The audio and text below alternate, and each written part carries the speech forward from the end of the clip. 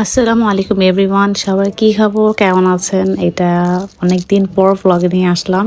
ব্লগটা একদম লিটারেলি 1 বছর আগের, ডিসেম্বর মাসের ব্লগ এখন আপলোড করা হচ্ছে। যাই হোক, এটা ডিসেম্বর বলতে কয়েকদিন আমার আমার বাসায় ছিলাম, তো সেখানে গিয়ে হচ্ছে আমার মেয়ে প্রি বার্থডে গিফট পেয়ে গিয়েছিল তার মামার কাছ থেকে।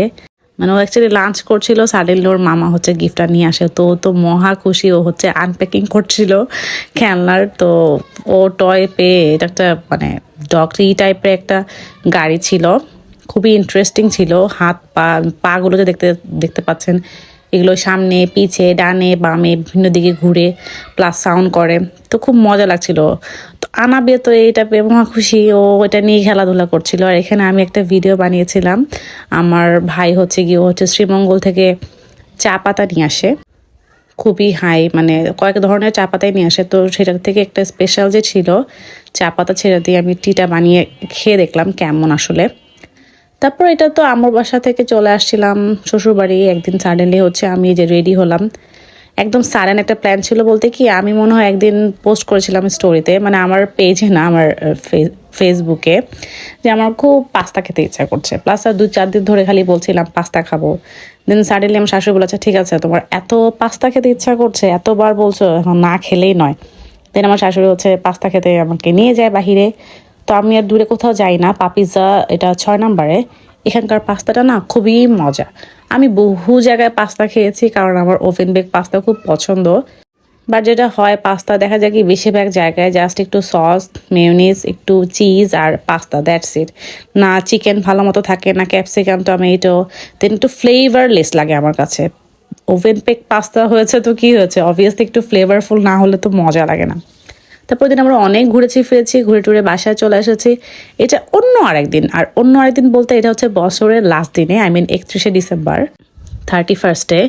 ওই দিন একদম সকাল সকালে আমার শাশুড়ি বলে যে নাস্তা টাস্তা করো, তারপর চলো আমরা হচ্ছে একটু বাইরে ঘোরাটোরা করি, ঘুরি টুরি, একটু হাঁটাহাঁটি, একটু নর্মাল কিছু খাওয়া দাওয়া, মানে বছরের শেষটা যেন সুন্দরভাবে শুরু হয়, যেন বছরের শুরুটাও সুন্দরভাবে শুরু হয়। তো আমরা রং চাটা খেলাম, ঘুরলাম ফিরলাম। দেন হচ্ছে আমরা হচ্ছে কেক কিনতে গিয়েছিলাম, ছোট একটা কেক কিনলাম।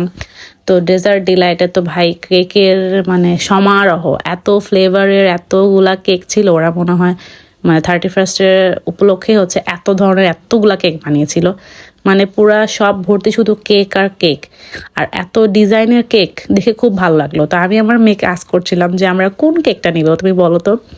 আমার মেয়ে হচ্ছে যে কেকটাই মানে চুজ করেছে, পছন্দ করেছে, তো আমরা ওই কেকটাই নিয়েছি। তো আমি একটু ঘুরে ফিরে দিকে ওদিকে দেখছিলাম, ওরা না 31স্টে হ্যাপি নিউ ইয়ার উপলক্ষে আবার চকলেটও গিফট করছিল। সব মিলিয়ে ভালোই লাগলো।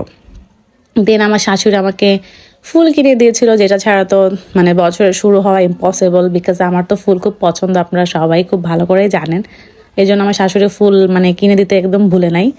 তো আর দিন হচ্ছে ফুলগুলো খুবই তাজা ছিল, এত সুন্দর স্মেল বের হচ্ছিল, সেন্ট। সচরাচর ইদানিং তো ফুল থেকে কোনো সেন্ট বা স্মেল কিছুই বের হয় না। তারপর সুন্দর করে ফুলগুলো গুছিয়ে রাখলাম, সাজিয়ে রাখলাম আমার ভ্যানিটিতে। দেন আনা বিয়া হচ্ছে ওর বাবার সাথে গিয়ে অনেকগুলো তারাবাতি নিয়ে আসছিল, মানে নিয়ে এসেছিল, সেটাই জ্বালাচ্ছিল। এটা কি? আগুন না, এটাকে কি বলে? মোমবাতি। আর সে ফার্স্টে একটু ভয় পায়, ও নিজে তারাবাতি বলে বারবার ভুল করছিল, যেটা মোমবাতি, মানে অতটা রিকগনাইজ করতে পারছিল না। একবার মোমবাতি বলছিল, একবার তারাবাতি বলছিল। দেন ওগুলো জ্বালানোর পরে আমার রাতে পেলা হচ্ছে, আমাদের এই দিনে কোনো প্ল্যান বা কিছুই ছিল না এবার, যেহেতু আমার শাশুড়ি একটু সিক ছিল, প্লাস সব কিছু মিলিয়ে না এবারে কোনো প্ল্যানিং ট্যানিং কোনো কিছুই করা হয় নাই, একদম রেগুলার লাইফ যেভাবে যায় সেভাবেই গিয়েছে। রাতের বেলা আমার শাশুড়ি একটু হচ্ছে বারবিকিউ করেছিল, চিকেনগুলো উইংস যে থাকে সেটাই। দেন আমরা হচ্ছে এখানে আমার মেয়ে রেডি হয়ে কোথায় যাচ্ছে, অ্যাকচুয়ালি হচ্ছে ছাদে যাচ্ছিল দেখার জন্য, এত সাউন্ড এত ব্লাস্ট হচ্ছে। ও খুব ইন্টারেস্টের সাথে বারবার জিজ্ঞেস করছিল, এখন যেহেতু মেমোরাইজ করতে পারে কি হচ্ছে না হচ্ছে, আস্ক করতে পারে, তো ইন্টারেস্ট ফিল করে বললো যে মানে সে দেখবে। এই জন্য আমরা সবাই মিলে ওকে নিয়ে ছাদে গেলাম। ছাদে গিয়ে দেখলাম এই হচ্ছে কি অবস্থা, পুরো আকাশ জুড়ে শুধু ধাম ধাম দিয়ে। বলো হ্যাপি নিউ ইয়ার, বলো বলো হ্যাপি নিউ ইয়ার, তুমি বলো